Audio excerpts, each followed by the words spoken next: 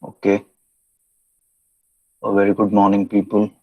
Um, Many have joined. I don't know what is the reason. You all have your exam, I suppose, today. Economic geography. How is that exam going to be? MCQ or what type of exam is it? Sir, MCQ. It will be taken in Google Forms. Both forms. Okay, okay. Um, I'm waiting for a few more students to join because I wanted to comment on the assignments. Well, what I'll do is I'll come up to the assignments once we are towards the end of the lecture. Let me start with a few other things. I will just be back in a moment.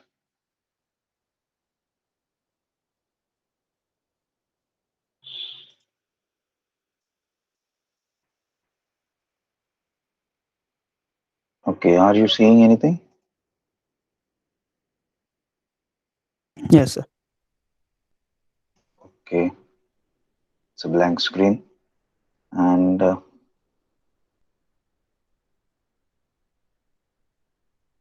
yes, let me go back and just revise a few things very fast because we have a few more things online. This was the hydrological cycle. We said that this is more so a perfect cycle basically because the amount of water that is evaporated from the oceans and reaches the land is exactly approximately the same amount of water. And we have seen if more water had drained off or if more water had been retained on the land, what would have been the issue with the surface as such. In fact, these issues are called as climatic changes, and of course, this varies between an ice age, which is called as a colder Earth, and of course, a greenhouse, which is called as a warmer Earth. As such. Then we spoke about the shape of an water molecule, and then how they arrange themselves in a liquid and a solid format. While in solid, they are obviously going to place space in between them, and that's why solid ice is going to float in liquid. Every time it changes, it changes its form. It either takes in energy or it is giving out energy, and this is called as calories. One calorie is basically the amount of energy taken to raise the temperature of 1 gram of water by 1 degree centigrade as such. So and of course from the present natural status, okay, that's the liquid format of water. Changing to evaporation takes more amount of energy as compared to the amount of energy taken from this that's melting, that's solid to liquid, as compared to this. Okay, while melting and evaporation energy is going to be absorbed in condensation, and of course freezing, it is going to be given back as such. Direct change from solid to gases is called as sublimation, and this is called as deposition.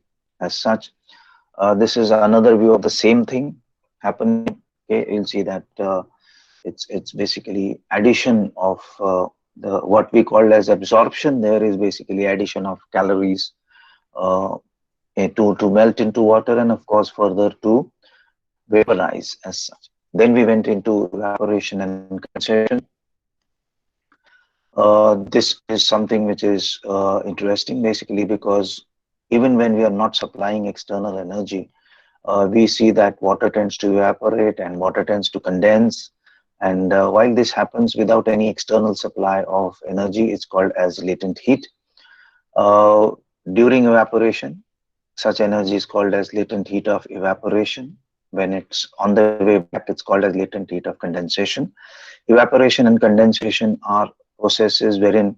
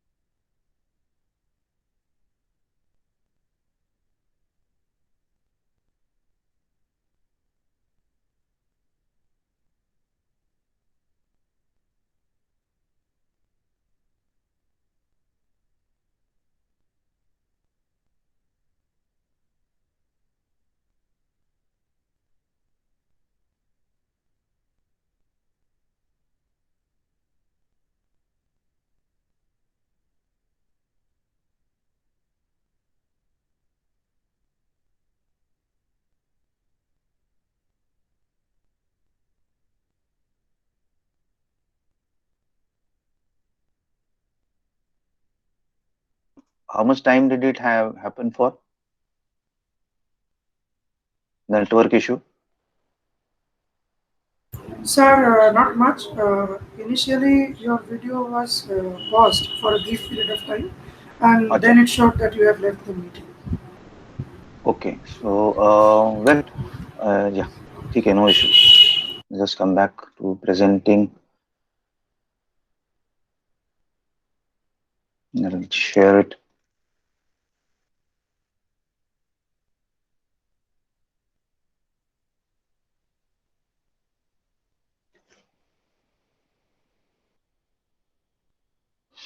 Well, where did it stop in the sense now? Uh, which slide was it? I was just going to ask you. Okay, I'll do one thing. Uh, was it this slide? Yes, sir. Yes, sir. The next इसके one. आगे नहीं गए थे या नहीं गए थे This one. ठीक सर लेक्चर नंतर फोन करतो लेक्चर नंतर मी हो हो होय होय होय yes. Okay, so we were speaking about the fact that what we call as absorption is here seen as addition of calories and so on and so forth. A significantly high amount of calories are utilized when you are moving from water to vapor, which is evaporation, and the same is going to be released when you're going to move from vapor to water, that's condensation. Okay, comparatively, melting and freezing requires lesser amount of energy. And then we spoke about evaporation and condensation.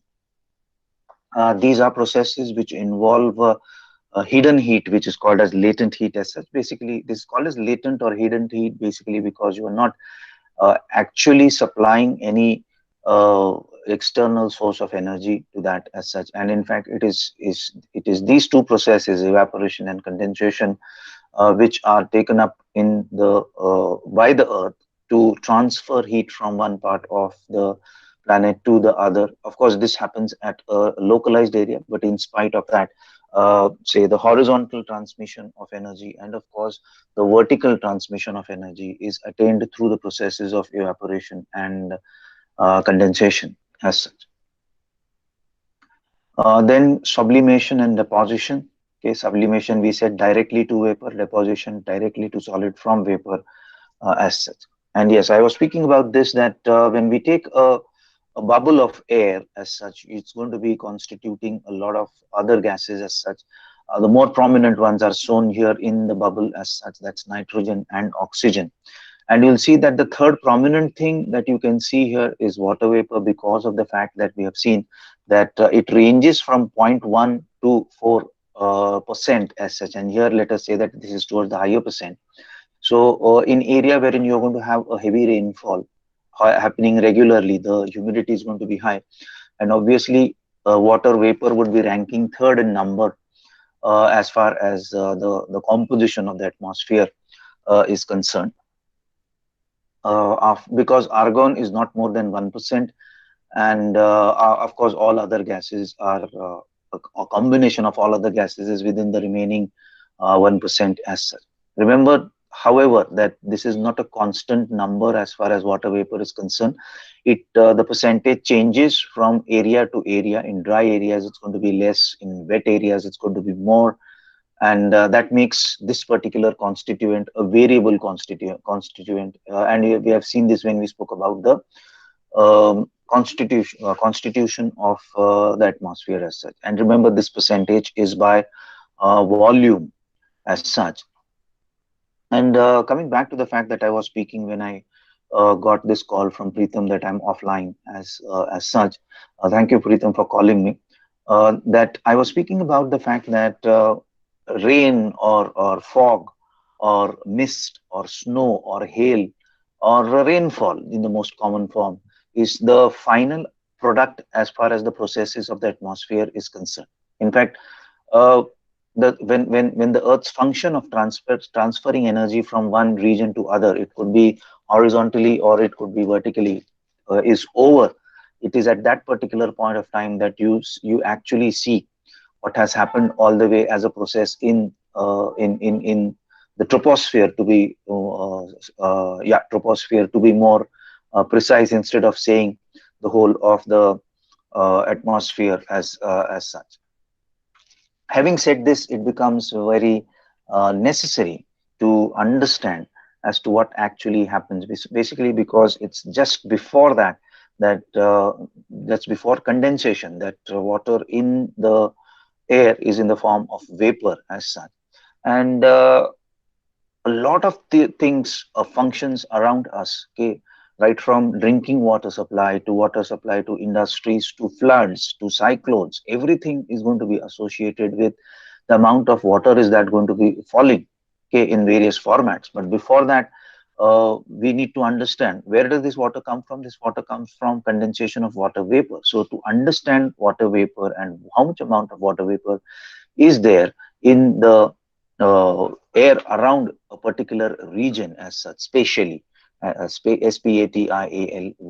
Okay, you'll see that meteorologists tend to employ various methods to express this water vapor content as such. Okay, the say the two of them which normally are discussed the first, but you'll see that as far as practical usage is concerned, it is not much used, is our absolute humidity and mixing ratio as such. We did it the other day, but yes, I'm going to do it again today for the benefit of all of us. Just a moment. Yeah. So, and of course, we'll move to vapor pressure, relative humidity, which is the most common thing that is actually discussed when we speak about the dew point as such. As I said, that absolute humidity and mixing ratio are similar. And when we speak about absolute humidity, it's basically the mass of the water vapor, okay, the mass of the water vapor in a given volume of air. Okay, so given volume of air is cubic meters and mass is of course in grams as such. Now what happens is, as far as the volume of air is concerned, okay, you'll see that when air moves from one place to the other, okay, it will lead to pressure changes, okay, even if it moves horizontally, or even it and more so if we moves vertically, there's going to be a change in pressure. And of course there is going to be, because of the change in pressure, there is going to be a change in temperature, and this is going to cause change in volume as such. And when these things occur, okay, the absolute humidity obviously is going to change. And even if you are not going to add or withdraw water vapor from that, consequently you'll see that you are not able to actually check the mass of water, because if this is going to be changing as such. And that's why you'll see that this is more called as an theoretical measurement, and that's why you'll see that scientists tend to use what is called as mixing ratio, is the mass of water vapor in unit air as compared to the mass of dry air as such. Okay, water vapor in unit of air as compared to dry air. Now here remember, there are two aspects which you have to compare: mass of water vapor, and you have to compare it to the mass of dry air as such. You'll see that because it is measured in units of mass, that's grams per kilogram, the mixing ratio will not be affected by changes in pressure and temperature. Okay, you'll see that if the size of the particle here, size of the parcel is 1 cubic meter, and the mass of the parcel is 1 kg as such. Okay, and it rises up into the air. When it rises, of course, it's going to expand, and because of that, the size gets to be 2 cubic meters, but the amount of dry air of parcel is going to be 1 kg. As far as the mass of water vapor here was concerned is 20 grams, and the absolute humidity is 20 grams per cubic meter. Now here, this is again the mass of water. The absolute humidity, however, now is going to be dropping to 10 grams per cubic meters because the area has increased. And however, okay, you'll see that what happened is, see, from 1 it happened to 2, and that is why this 20 has to fall down to 10 in case of absolute. Okay, and this is This is changing. That's what we have learned. But what happens in mixing ratio is that it's the mass of water vapor. What is the mass of water vapor? 20. And what is the mass of dry air? Okay, you'll see that the mass of dry air is going to be 1 kg as such. Okay, so the dry air remains the same. As a consequence, the mixing ratio in a smaller volume and the mixing ratio in a larger volume is the same, stays the same. This is a very interesting thing which gives us a comparison as to why absolute humidity should not be used and comparatively you should be using mixing ratio as such. And there is one more term which is used, and that's called as specific humidity, which is the mass of uh, water vapor in unit mass of air, including the water vapor, because of the amount of water vapor in the air rarely exceeds a few percent of total mass of air. The specific humidity of air is equivalent to the mixing ratio. Okay, so specific humidity is similar to the mixing ratio. Neither absolute humidity nor mixing ratio can be easily determined by direct sampling. You just don't go out taking your sample, taking your instrument outside, and you can't do the absolute humidity measurement, neither the mixing ratio measurement. So you have to come up with other methods as such. And as far as the other methods are concerned, this is vapor pressure. Now, what exactly is vapor pressure? I'm using diagrams from the book on Lutens and Turbuck. It's only that I have a bit of editing done for these as such. What I want you all to look at is one, the pressure gauge you can see at the top of each of this. These are 4 levels. Okay, the temperature remains the same for the first 3 diagrams. It is changed for the 4th one only, basically because you are applying energy. Okay, this is the energy which you are applying to that particular this is called as controlled environment. This is called as controlled environment. What you have done is you have taken water.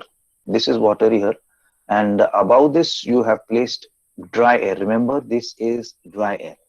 Now you'll see that dry air has a peculiar characteristic, and this is very similar to having a feeling to drink water. आता तुम्हाला उन्हाळ्यामध्ये हे जास्त जाणवेल की आपण थोडंसं उन्हामध्ये फिरून आलो की आपल्याला असं जीभ फिरवावीशी वाटते ओठांवरनं. That's basically because your lips get dry, and if that doesn't work, तुम्हाला असं वाटतं की आता कुठेतरी पाणी पिलं पाहिजे की आणि आपण पाहतो पाणी कुठे आहे का वगैरे वगैरे. Now that feeling is absolutely there in this.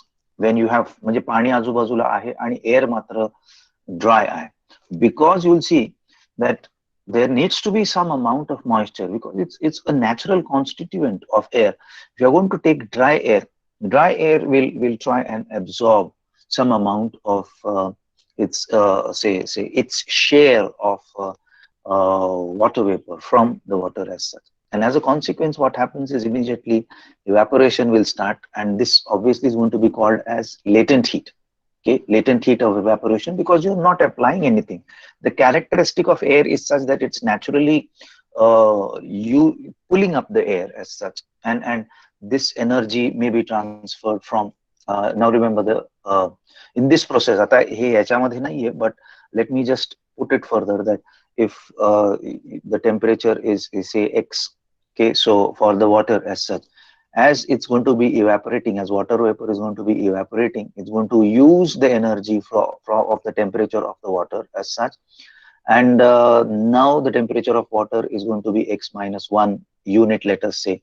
As it further goes, it would be x minus 1.5 and x minus 2 and 2.5. These are hypothetical numbers, and that is how the temperature of the water will fall as water vapor keeps evaporating. And when water vapor is evaporating, you'll see that what was dry here starts gradually turning into moist air as such. Now, when it turns moist, what do you see?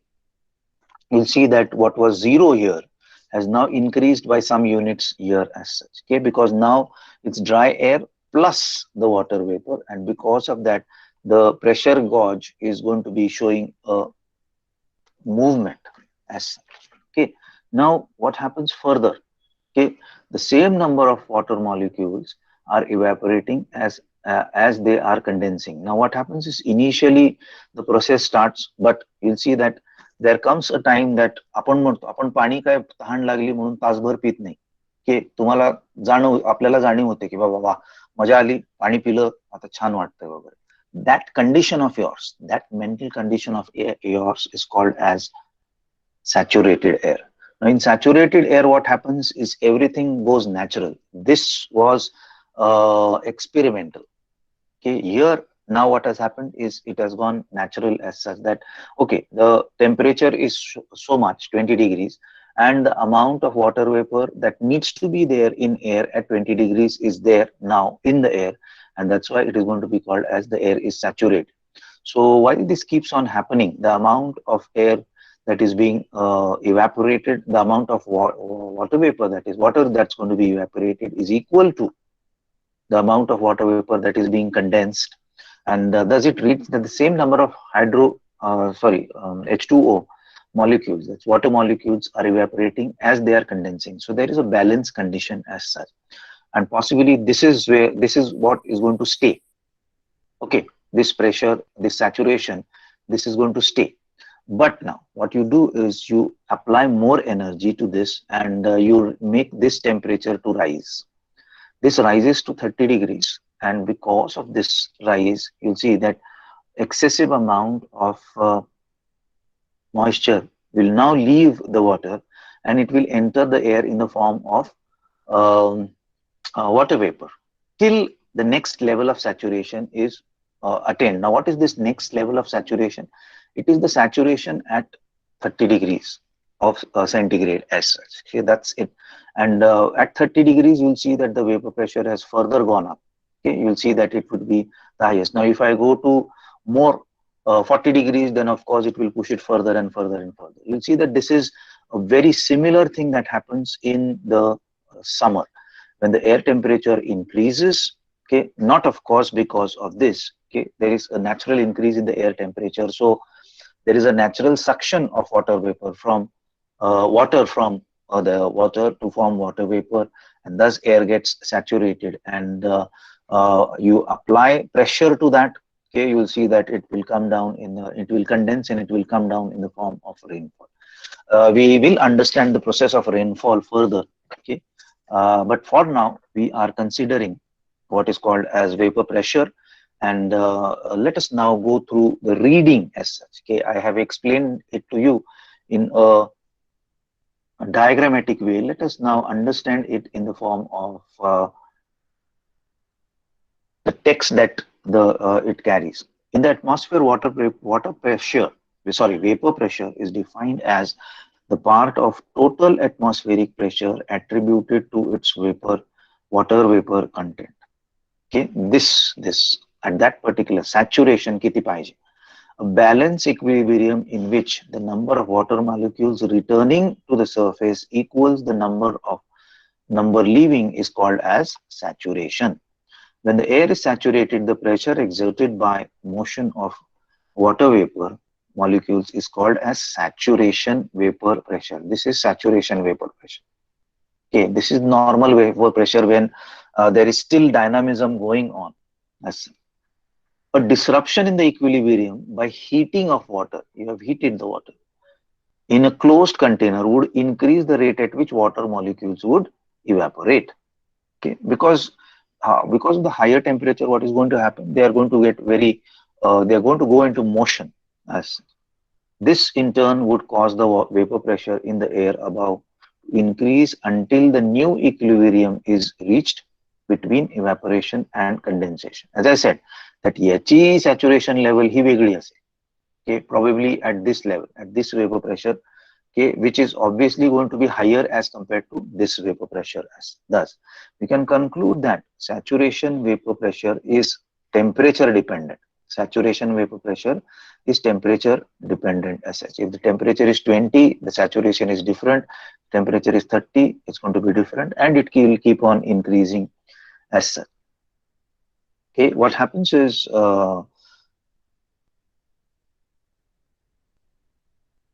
temperature dependent such that At higher temperature, it will take in more amount of water vapor to saturate the air as such. And how does this change as such? Okay, this is a very interesting diagram. Okay, the amount of water vapor required for saturation of 1 kg of dry air at various temperatures. Okay, now remember, don't look at this. This is not to be looked at. This is Fahrenheit. Okay, normally we are referring to degrees centigrade as such. Now, this is the mixing ratio. Okay, that at particular temperature, what is the amount of moisture or water vapor in grams per kg? So you're already taking 1 kg of air at these temperatures. एक -40 चा घेतला है, -30 minus. Okay, all the way to +40 also 1 kg. What is the mixing ratio as far as grams per kg in that is concerned? We are going to go for this. Now, for every 10 degrees centigrade increase in temperature, the amount of water vapor needed for saturation almost doubles. And this is roughly 4 times more needed, okay, to saturate at 30 degrees than at 10 degrees as such. Now, you'll see that the curves here at lower temperatures, that's -40 to -20, okay, -40 to -20, this section, it's very low. Then it starts getting a bit steeper between -20 to -10, okay, -20 to 0 degrees, let us say here. Okay, then it starts getting steeper between 0 to 20, okay, because that is the normal temperature at which major part of the earth is, okay, 0 to 20. And then we come to humid areas and desert areas wherein you see that it's very steep as such, and you'll see that you can see this happening here as okay. You will see that we said that the minimum amount of mixing ratio is 0.1 and the maximum amount is 4% as such. Okay, why I'm saying this is this it can be equated to 4%. Okay, 4% is 4 in per 100. Okay, so obviously kg is 1000, so this gets to 40.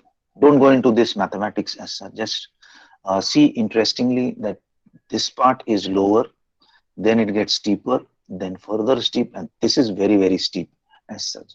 Okay, now how do we understand this? Now let me just just rub this off.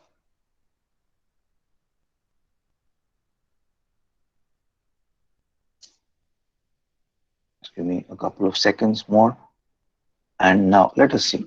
Okay, this is just points. Okay, though the temperature is rising by nearly 30, 20 to 40 to 30 and 30 to 20. Okay, you'll see that a rise of 20 degrees has seen an increase of only from 0.1 to 0.7, not even 0.1 in all, not even 0.1% in all. Okay, you'll see that from -10 to 0, okay, it's a rise of 1.5. Okay, then you'll see that it's again 1.5. Okay, because when water is cool, you'll see that the vapor pressure is going to be significantly low as such. But you'll see that till 7, in fact, it's just around 2. But you'll see 7 to 10, it's 3. Okay, and interestingly here, you'll see that from here, it's a difference of 5 degrees. Here it was a difference of 10 degrees. In spite of it being 10 degrees, you'll see that it was low. And here within 5, it has started changing very fast. This goes to 4 here, 4, this is 6, and then this is again 6.5. Okay, and in fact then it jumps by nearly 9, and here it jumps by 12 as such. And that's why we'll see that this tends to be steeper as such. And obviously you'll see that when this starts happening as such, okay, at higher temperatures, what is going to happen is this is obviously going to be more as such. So at the atmosphere behaves in a much similar manner. Okay, the atmosphere behaves like the closed container. Okay, this closed container as such. In nature, gravity is actually the lid. It's not going to allow it to go beyond a particular level as such. Okay, it will not escape into the space. okay, because gravity is going to pull the water. The water molecules are constantly evaporating and other water molecules are condensing. Okay, so all this keeps on happening. Now, had the gravity being very low, this water molecule could have escaped into space, which does not, gravity does not let it happen. However, in a natural, in nature, a balance is not always achieved. More often than not, more water molecules are leaving the water surface than they are arriving, causing net evaporation. By contrasting, during the formation of fog, okay, what is happening? More water molecules are condensing than they are evaporating from the tiny fog droplets, resulting into condensation, net condensation as such. Okay, so in a drier condition, the net evaporation is going to be there is going to be net evaporation. That's evaporation is going to be more. In a colder condition, we'll see that you're going to have net condensation. Okay, so this the chances of net condensation are there. Here, the chances of net evaporation is going to be there as such. Now, this is all hypothetical. या अशा याच्यावर झालंच पाहिजे असं नाही. I'm just referring to that particular fact as such. Then, relative humidity is the last amount of, or rather, 1, 2, 3, fourth way of which meteorologists tend to measure the amount of water vapor in the air. And in fact, you'll see that relative humidity is the most common measure of checking how much water is there or water vapor is there in the air as such. So relative humidity is a ratio of the air's actual water vapor content compared to the amount of water vapor required for saturation at that particular temperature. Okay, so and that is why this is a more confirming thing. Okay, that it's the ratio of air's actual water vapor content, actual म्हणजे आत्ता किती आहे त्याच्यामध्ये as compared to की त्या टेम्परेचरला त्याच्यामध्ये किती असायला पाहिजे. How much should be there at that particular temperature in water as a scientific number, and how much actually is there. Okay, you take a comparison of that, and that gives you a ratio of that, and that gives you the amount of relative humidity. Relative humidity is actually a percentage as to it indicates how much the air is near to saturation. Okay, near to saturation. You'll see that if it is very near to saturation, obviously the relative humidity is going to be high. If it is away from saturation, the relative humidity is going to be low. Now, normally students ask me that, or the normal impression is that 100% relative humidity is actually the point of saturation. No, there is a variation in understanding here, basically because we have seen that it is dependent on temperature, it is going to be dependent on pressure. Now, and temperature and pressure are inversely opposite, in the sense more temperature, less pressure, less temperature, more pressure as such. Okay, as a consequence, though theoretically 100% relative humidity should actually mean a saturation point. You'll see that many a times, in fact, rain falls at as low as 89% relative humidity, as low as 90% relative humidity. That's basically because of the fact that if the pressure increases, now for the pressure to increase, what should happen? For the pressure to increase, the temperature should fall. Now, due to some reason, the temperature may fall. This may happen basically because of nightfall. Okay, दिवसभर temperature हाय होतं संध्याकाळी. Okay, so that is one thing.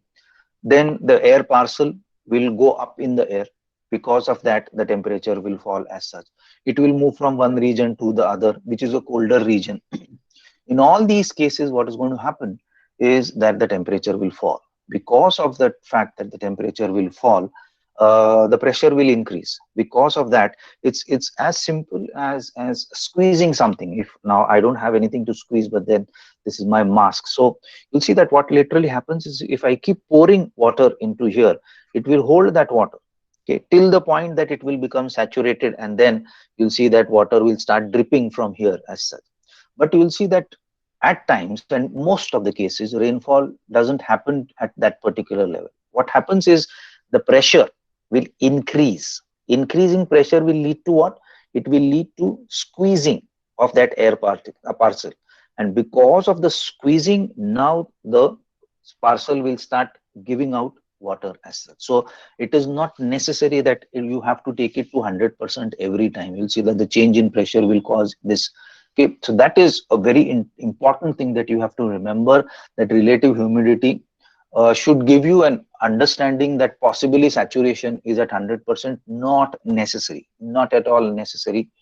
You'll see that if the temperature falls and resultantly the pressure falls, you could have rain as such.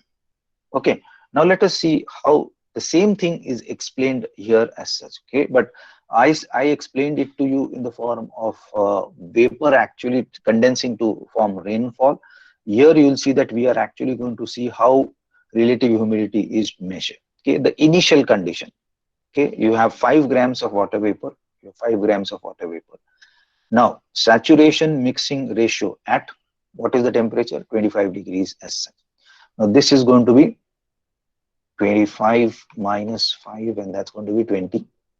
Okay, so you'll see that saturation mixing ratio is this. Okay, now water vapor content, how much is it? It's 5 grams. So the relative humidity is 25%. Okay, 25%. What does that mean? Okay, at 25 degrees, because this is related to, okay, temperature and actual thing. Okay, at 25 degrees, you have 5 grams of water vapor, right? So at 100 degrees, okay, you would have 20. Okay, so this is a what? How much time? This is a 4 times increase. Okay, so fourth proportion. Okay, or you could take it the other way, in the sense 5 grams upon 20. That will give you you have taken the mixing ratio. Okay, so it's 5 ratio between 5 and 20, and that's going to be 25% as such. Okay, 5 out of 20 is obviously going to be 25 out of 100. Getting it? Okay, if you're not getting it, you'll have to come back to this lecture and see it once I post it back on YouTube as such. Now, what have you done? You have added another 5 grams of water vapor here. You have added another 5 grams of water vapor here. Because of that, now what we'll see, the temperature remains the same. The temperature, you're keeping the temperature to be the same as such. Now, what happens is saturation mixing ratio at 25 degrees is, see, this number is the same, 20 grams. Okay, what has increased? The vapor has increased to 10 grams as such. Okay, so from 5 out of 20, it has now gone to 10 out of 20. So doubling this, okay, doubling this proportion has obviously led to doubling of the relative humidity also. And you further increase it to 20 now, further you are going to double it. You're going to double it. Okay, so saturation mixing ratio remains the same. At the temperature has not changed. Just see, the temperature has not changed. However, the water vapor has changed basically because of the fact this is a controlled environment as such. The relative humidity now has gone up to 100%. Okay, so you'll see that 50 grams is what was required to attain saturation. Saturation is the retaining capacity and the actual capacity. Now, if the mixing ratio is 20 grams and you have 20 grams of water vapor in it, then the relative humidity is 100.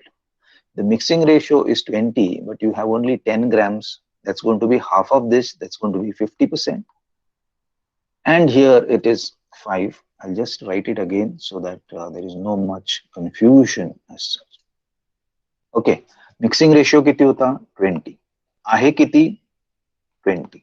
म्हणजे किती झाले? पैकीच्या पैकी. म्हणजे किती mark पडले? 100% mark पडले. Mixing ratio किती होता? 20. आहे किती? 10. म्हणजे किती मार्क पडले? 50% मार्क पडले. मिक्सिंग रेशियो किती आहे? 20. पडले किती? 5. कार्टन नापास झालं, 25% मार्क पडलेले आहेत. That is how you have to understand that कार्टी पण असू शकते. It's not always that you have to blame the male children and to use them as examples. Cart किंवा कार्टी इथे नापास झाली, इकडचं हुशार दिसतंय 100 पैकी 100. Anyway, because relative humidity is based on air's water vapor content as well as the amount of moisture required for saturation, it can change in one of the two ways. First, relative humidity changes when water vapor is added or removed from the atmosphere. Water vapor is added or removed. Okay, how will that happen? Evaporation or condensation. Addition is due to evaporation, subtraction is due to condensation as such. And secondly, is because of the amount of moisture required for saturation. Is the function of air temperature. Relative humidity varies with temperature as such. Okay. Then, okay.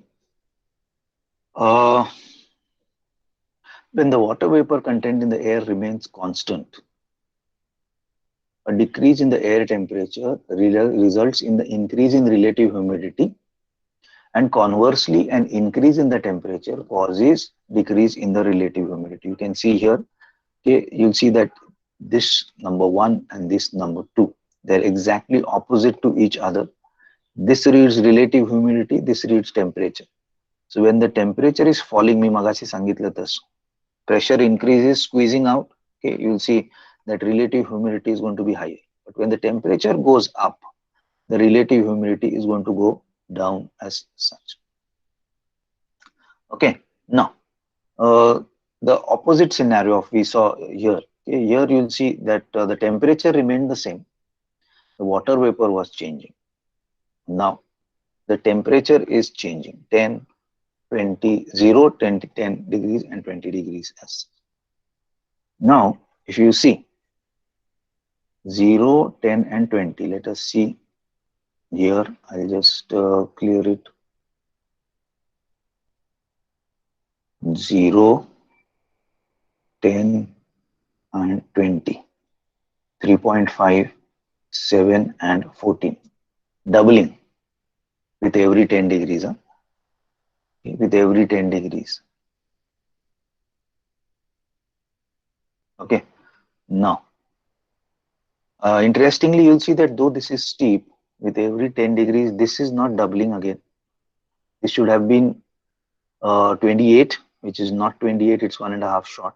And this should have been 52, which is again not that as such. So that's another interesting observation. But then we come back to 3.5, 7 and 14. Yes. Now you'll see that this is 3.5, this is 7. Okay, this again is 7. Now saturation mixing ratio, this is 3.5, this is 7 and this is 14. What you see in the flask is different. Now water vapor content, here it was 7%, 7 grams, here it is 7 grams, here is 3.5. Now the capacity at 0 degrees is 3.5, you have 3.5 and thus your relative humidity is 100. Here the capacity is 7, you have 7, once again the relative humidity is 100. Here however, the capacity is 14, you have only 7. You have only 7 at a higher temperature, which is not enough. It should have been 14. So the relative humidity is what? Half of it, 7 upon 14. That gives you 50% as such. Okay, so this was the initial condition. You cooled it down, you cooled it down. You'll see that what is happening. Okay. Now, how this is to get it at saturation level. To get it at saturation level, what does it have to do? It has to lose this 3.5 grams. This 3.5 grams is now available here in the form of the rain that has fallen down as such. Okay, so it's back to saturation. And when the temperature will increase now, when the temperature will increase, this will again be evaporated.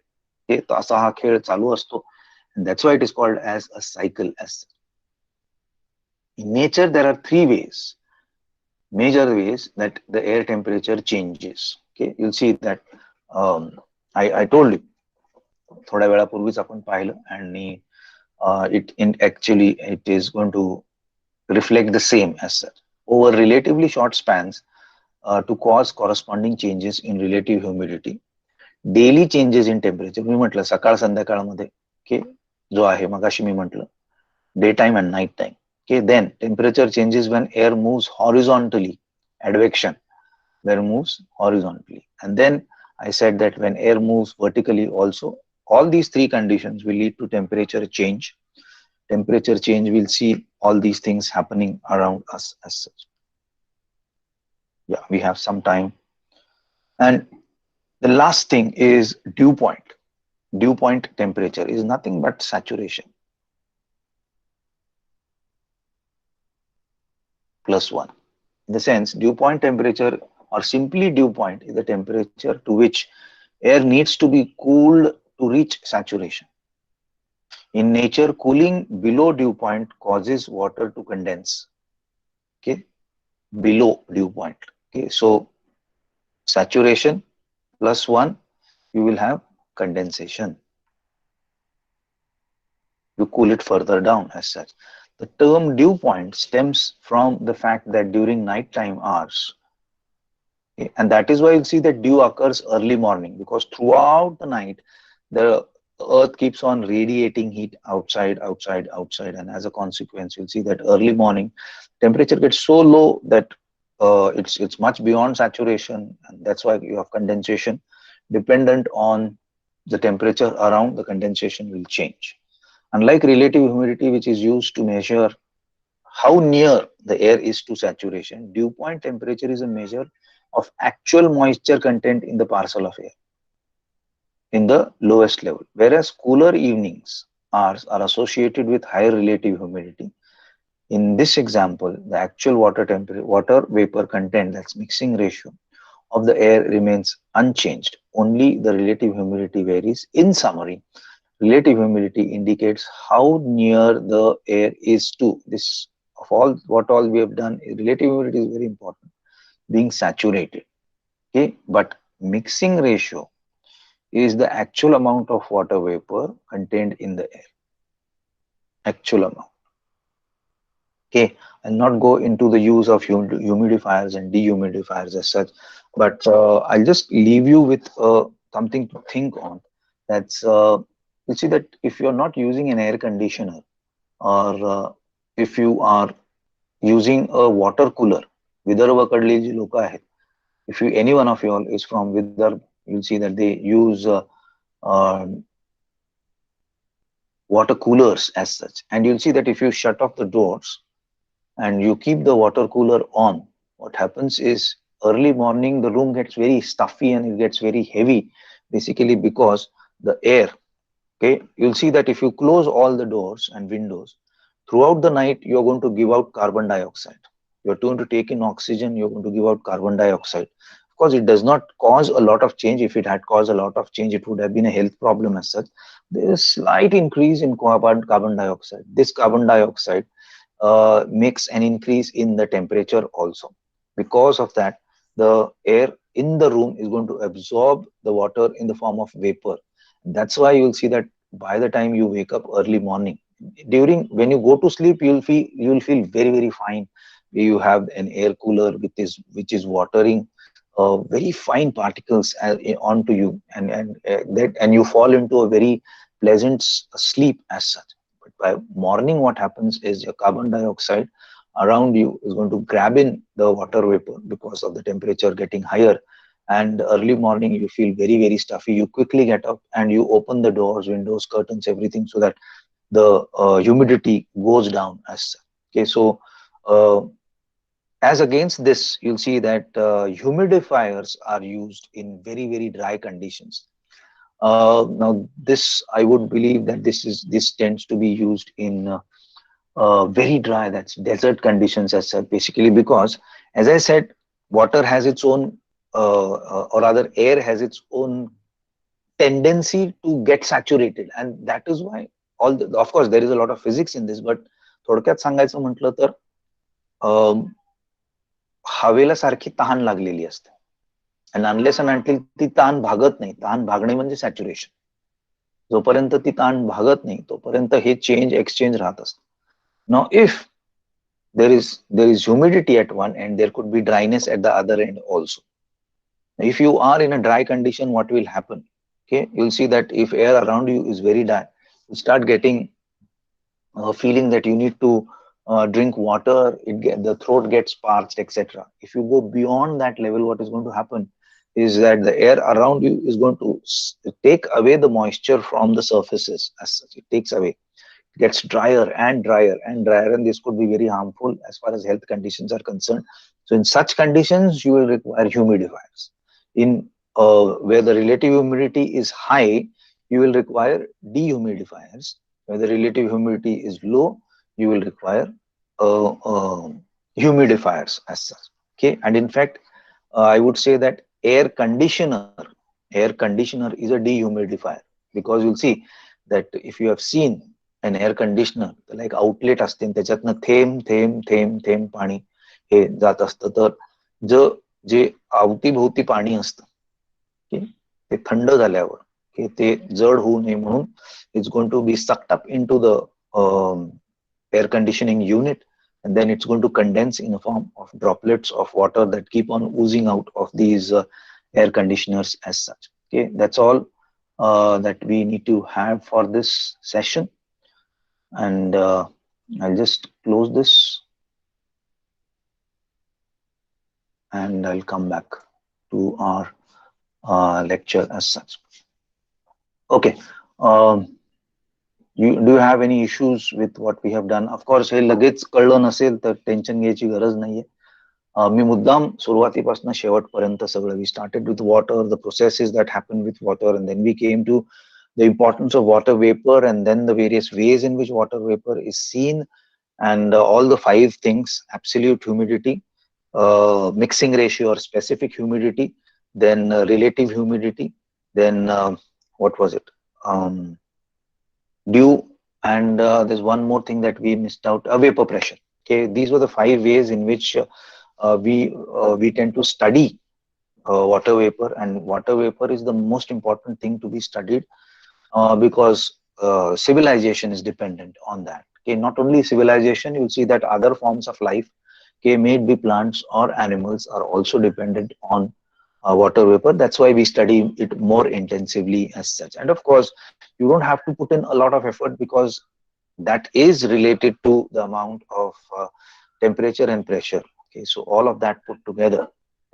If you have any questions, you can ask me any questions, because in the last 5 minutes, I need to speak about a few more things. And that's basically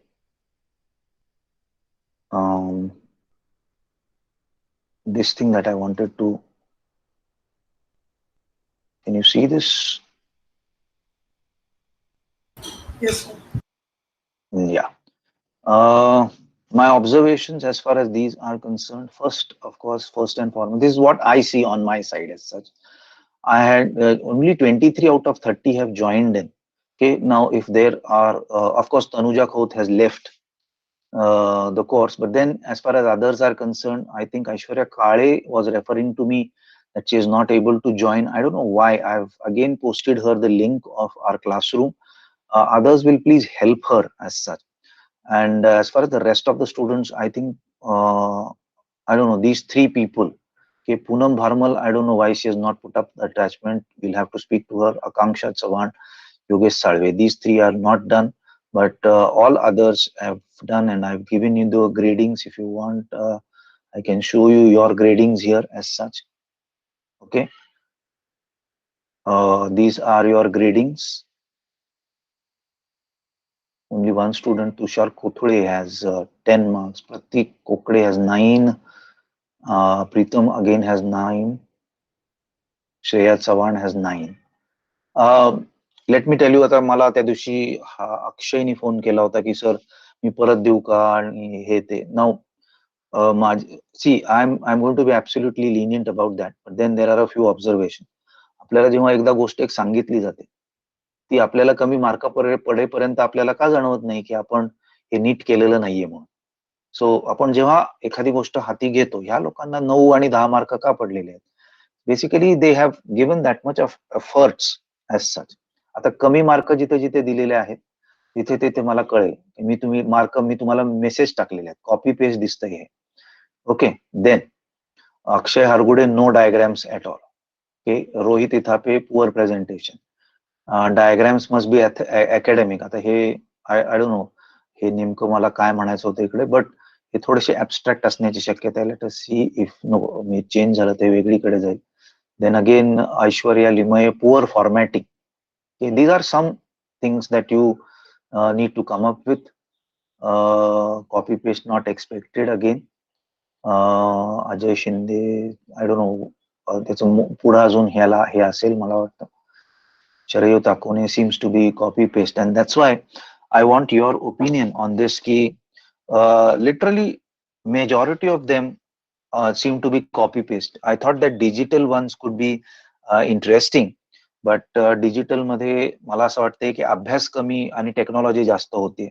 त्याच्यामुळे अभ्यास आपला होईल याच्यासाठी आपल्याला काय करता येईल, तर इथे जे प्रतीक आहे किंवा अजून कोणी हँड रिटन दिलेलं आहे, मला वाटतं उषाने हँड रिटन दिलेलं आहे, रेवती शिंदेनी हँड रिटन दिलेलं आहे. ओके, अँड ऑफकोर्स श्रेया चव्हाणनी सुद्धा hand written, and I think that she has 10 out of 10, so 9 out of 10 for that. Of course, Vandita also is handwritten. I think that I made a mistake that to ask you all to do it in a digital way as such. It's better that you could write it in the sense, and I could comment on your language also in that sense, and we could grade you all accordingly. आता तुम्ही second assignment जर post केली असेल तर hardly matters. Okay, don't change that. Third assignment, when I put up the third assignment, I would like it to be in the form of a written assignment, handwritten assignment. I want your opinion on that, but I believe you have your test at 11 o'clock, so I would not go into the discussion today, but tomorrow we'll take up that particular discussion as to how fine it would be. And remember, I'll be taking n number of assignments, and I'm going to take only best three or four out of that. So even if you score less here and there, it would not matter much as such. And tasahi, I've always believed in life that it's the content which matters rather than the marks which reflect out of the content as such. I will actually stop here, and just before we leave, I will just call out the attendance for the day. Aishwarya Limaye, Akshay Hargude, Asawari Kale. Asawari Kale, I don't know why you are not able to join the classroom. We'll speak about that tomorrow. Prajakta Jadhav, Pratik Kokde, Pritam Ghosh, Revati Shinde, Rohit Gaikwad, Rohit Ithape, Sharayu Takane, Shreya Chavan, Sumit Nanavre, Tushar Kothule, Usha Vasave, Vandita Bhamre. I'll stop the recording here. Meanwhile,